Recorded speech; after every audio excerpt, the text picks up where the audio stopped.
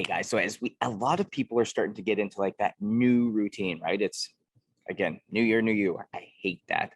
But did this post here really kind of showing again HRV acclimatization or changes based upon steady state or high intensity exercise.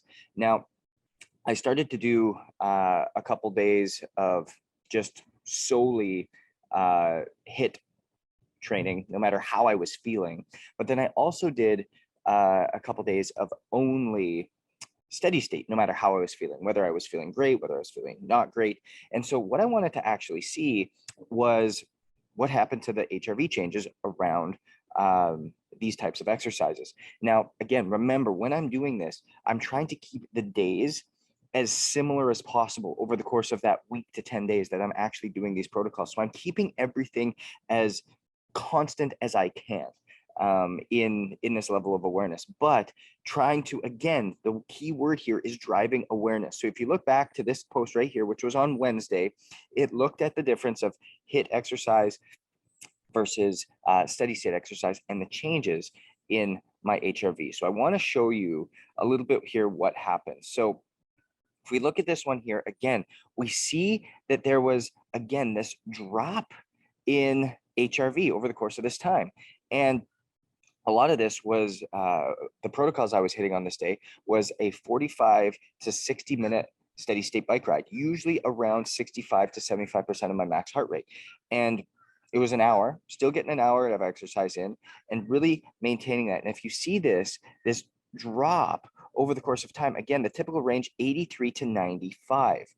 Now, when we come over here and we look at the HIIT exercise, it's a little bit different where the typical range was 83 to 94, okay, during this time.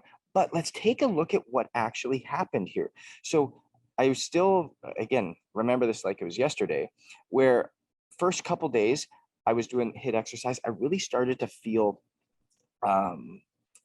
not awesome. Like, especially where 3 days in a row, started to get a little bit fatigued.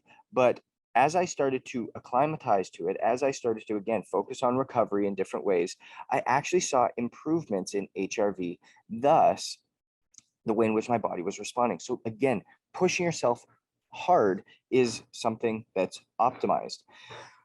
Want to make something known, however, is what I typically see when because again, the way I train is a combination of steady state and HIIT training. And what I actually usually do is when my HRV for the day is above my 7-day average, I really focus on HIIT training. When my HRV for the day is below my 7-day average, I would tend to go more towards steady state aerobic work more for recovery. What I typically see there is, again, a higher average HRV overall. Why?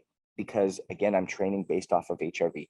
But what and I'm going to share a study here with you guys, what we actually end up finding, what I drove this to, was seeing that when only utilized, and this makes total sense as to why this training protocol works, when the combination of HIIT by itself was superior to, again, moderate intensity continuous training, we actually saw a greater HRV response. Now, the HIIT program can be applied as an efficient time or a time efficient program for improving cardio autoregulation. Yes, we know that. Basically saying that HRV is going to improve when, especially because of the minimum time we can spend. But when used in conjunction with each other and actually used to determine what types of training we do, it is again superior to one or the other on their own. So again, I attached these two studies for you. Again, why I'm doing this is to bring awareness. We need to be aware as to the habits and what's actually driving them for us. And so if we can start to put those into our lives, we're going to be in a better position to make better decisions and ultimately get the results that we're looking for. We'll see you next week. Go own it.